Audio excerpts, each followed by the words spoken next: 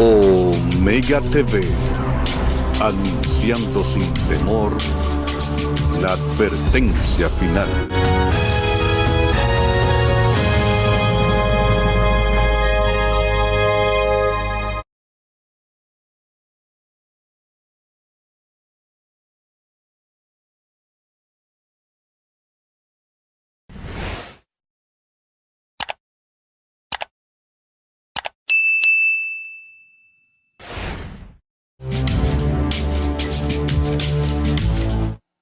Saludos, ¿qué tal? Muchas bendiciones para cada uno de mis hermanos y hermanas de diferentes partes del mundo. Hemos estado presentando un tema muy importante acerca de la justificación por la fe.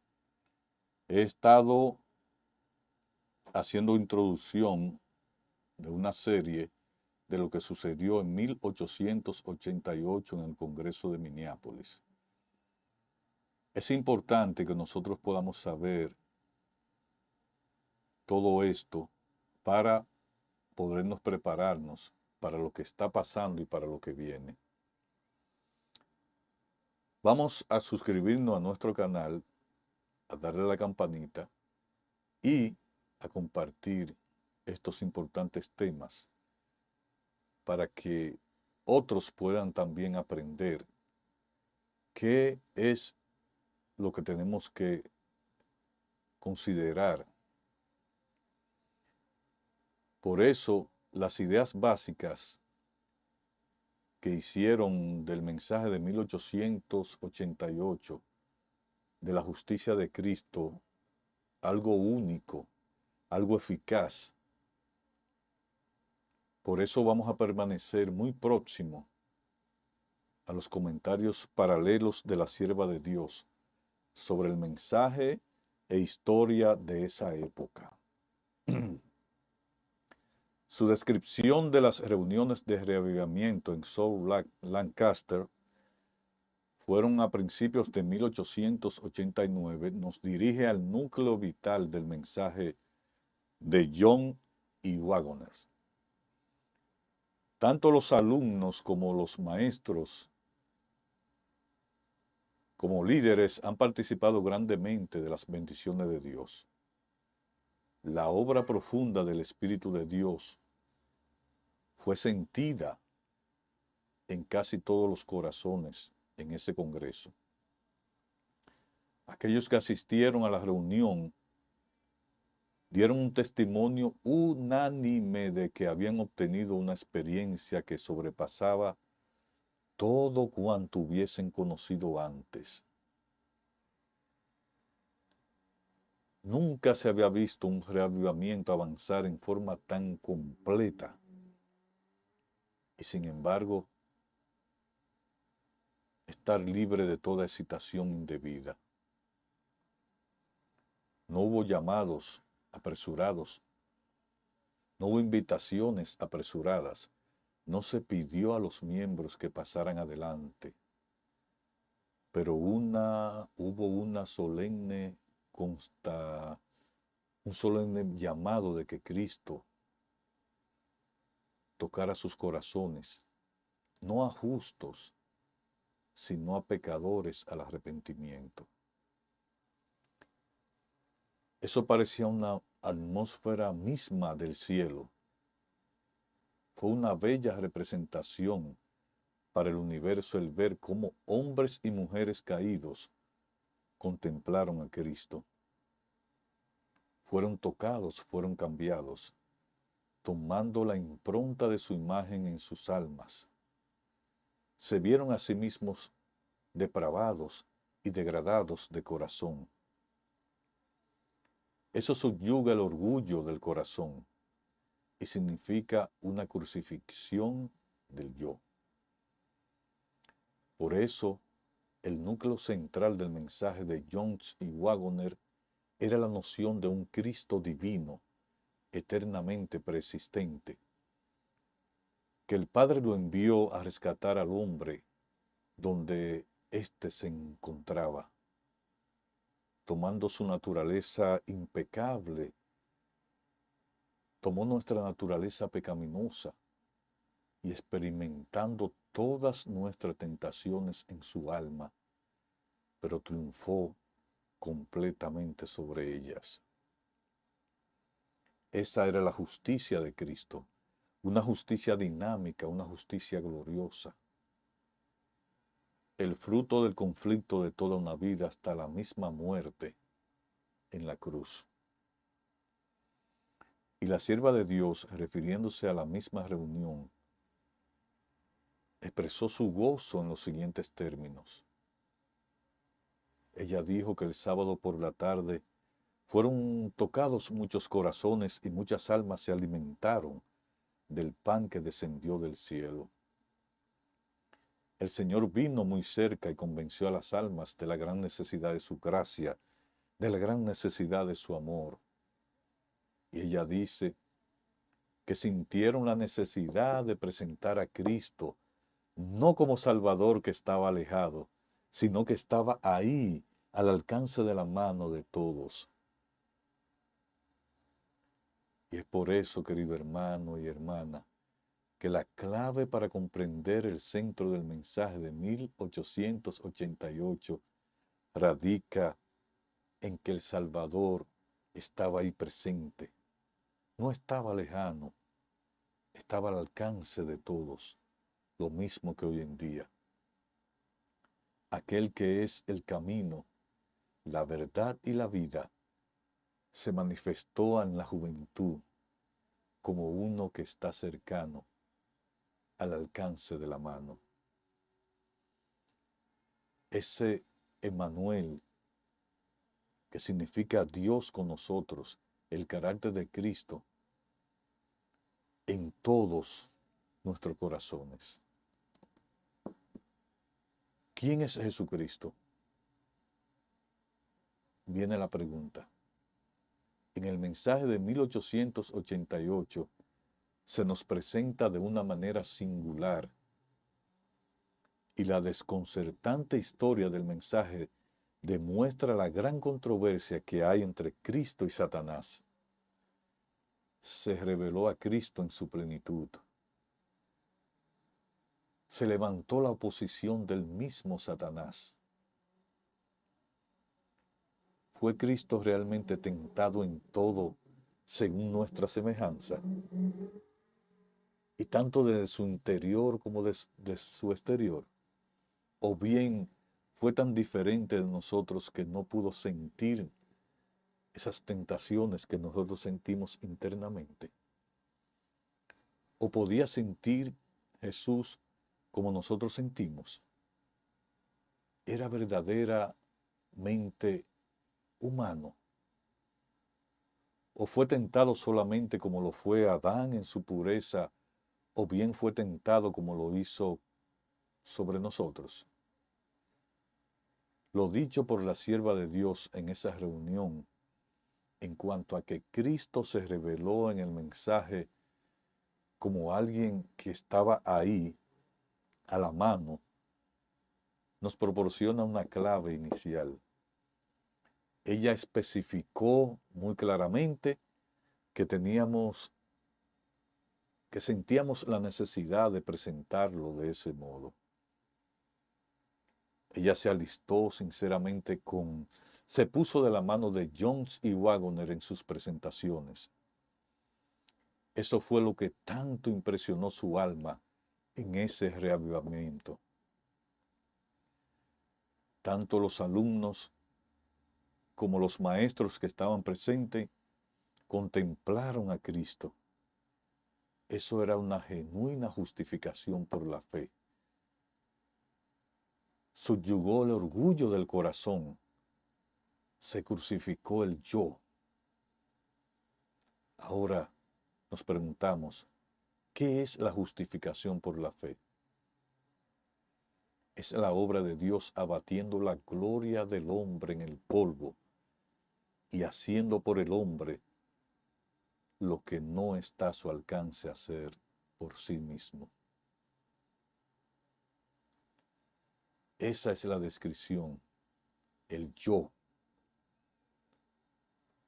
por el polvo, tirarlo al polvo, y por eso les voy a exhortar que echemos una ojeada a una muestra muy simple y clara del mensaje de Jones y Waggoner de la justicia de Cristo en semejanza de carne de pecado. Waggoner explica lo que siempre enseñó desde mucho antes de la Asamblea de 1888. Y él dijo que se le han hecho dos preguntas. Una de ellas dice: ¿lo santo que nació de la Virgen María o de María nació en carne pecaminosa? Y tenía esa carne que contender con las mismas tendencias al mal de nosotros, o como nosotros. Nada sé sobre la cuestión, dijo él, excepto lo que leo en la Biblia. Pero lo que leo es tan claro y categórico que me da esperanza inquebrantable. Y todo el mundo dijo amén. Él tuvo su momento de desánimo, tuvo su momento de desaliento e incredulidad, pero dio gracias a Dios que eso le pasó ya. Lo que le producía desánimo durante años después de eso, a lo largo de su vida, tras intentar servir a Dios tan ferviente y sinceramente como uno puede hacerlo, lo que hacía desistir a su alma y decir: es inútil, yo no puedo. Eso era el conocimiento en cierta medida de la debilidad del propio yo. Era el pensamiento de que aquellos que en su opinión estaban obrando lo recto, estaban obrando los santos hombres del pasado, de lo que leemos en la palabra de Dios, debían tener una constitución diferente a la de él, de modo que para ellos era imposible obrar lo recto. Y es por eso que numerosas experiencias que fueron muy tristes le demostraron que todo cuanto él podía hacer era el mal. Y nos preguntamos si Jesucristo, que fue enviado por el Padre como Salvador, quien vino a mostrarnos el camino de la salvación, es en Él la única persona que hay esperanza. Si su vida aquí en la tierra fue una farsa, entonces, ¿dónde está la esperanza? Pero muchas veces decimos, la pregunta presupone precisamente lo contrario, asumir que su vida fuera una farsa, ya que se supone que fue perfectamente santo, tan santo que ni siquiera tuvo jamás un solo mal contra el que luchar. A eso es justamente a lo que nosotros nos referimos. Él fue tentado en todo, según nuestra semejanza, pero sin pecado. Esa oración es como una agonía. Esa agonía que emanaba de su rostro gotas de sudor como sangre. Pero si todo ello fue simplemente fingido, no más que una exhibición, si pasó todo ello sin haber nada en realidad, si no fue realmente tentado, sino que quería ilustrar la conveniencia de orar, ¿de qué nos sirve? Pero si hay uno, y en ese que no se debe ver ninguna implicación de duda, es Jesús. Puesto que hay uno que pasó por todo aquello a lo que yo pueda ser llamado alguna vez pasar, y resistió más que cuanto pueda ser llamado, más de cualquier pecado a resistir. Sufrió tentaciones más poderosas que las que jamás te hayan asaltado a ti y a mí personalmente, que estaba en todo respecto humanamente como yo, solo que en circunstancias aún peores que las mías, que afrontó todo el poder que el diablo puede ejercer a través de la carne humana, y sin embargo, nunca conoció el pecado. Entonces, podemos alegrarnos con gozo indescriptible.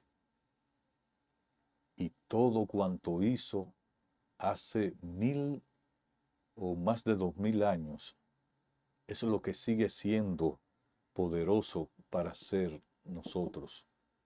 Lo que hacen todos cuantos creen en Él. Y antes de seguir, observemos, aprendamos de lo que quiso expresar Waggoner. Porque Cristo fue tentado realmente como lo somos nosotros. Oró porque necesitaba hacerlo. Estaba constituido en todo respecto como usted y yo, con la excepción de que no cometió pecado. Enfrentó todo ese poder que el diablo puede ejercer a través de la carne humana. Todo tipo de tentación interna y externa. Sin embargo, Cristo no conoció el pecado. Demostró en su carne una vida de justicia perfecta. Y todos cuantos creemos en Él, conoceremos su poder para salvarnos y librarnos de pecar. Pero para ser justos, debemos oír la voz de Dios, porque donde se considera la posición, una posición católica romana, sobre la naturaleza de Cristo en la carne, ¿fue Cristo tan santo que nació de María, nacido en carne pecaminosa? ¿Hemos escuchado alguna vez sobre la doctrina católica romana de la Inmaculada Concepción? ¿Usted la conoce? Algunos probablemente la conocemos. Esta consiste en que Cristo nació sin pecado. Eso no es de ninguna manera el dogma católico. La doctrina de la Inmaculada Concepción dice que María, la Madre de Jesús, nació sin pecado. ¿Por qué? Aparentemente para magnificar a Cristo. Pero en realidad es la obra del diablo en establecer una amplia cima entre Jesús, ese Salvador de los hombres, y nosotros, a quienes vino a salvar, de manera que uno no puede pasar hacia el otro. Y por eso esa amplia cima es la misma que sintió la necesidad de evitar en la declaración que todos debemos conocer. Sentimos la necesidad de presentar a Cristo no como el Salvador que estaba lejos, sino que está cerca de nosotros. Por eso, en 1901, Waggoner era de la corriente de la oposición del mensaje de 1888 y continuó diciendo: cada uno de nosotros necesita saber si está apartado o no de la Iglesia de Roma. Una gran proporción de gente ha recibido ya las marcas, pero de una cosa estoy seguro: todas las almas congregadas están deseosas de conocer el camino de la verdad y la justicia de Cristo. Y si nadie la quiere conocer, que esté inconscientemente adherido a las normas del papado, que no desee liberarse de ello, lamentablemente se va a perder. Y es por eso que te exhortamos a que le des seguimiento a estos temas, porque definitivamente tenemos que aprender acerca de la justicia de Cristo. Suscríbete en nuestro canal, dale a la campanita, vamos a compartir esta importante serie acerca de la justificación por la fe y el mensaje de 1888. Un abrazo en la distancia y muchas bendiciones.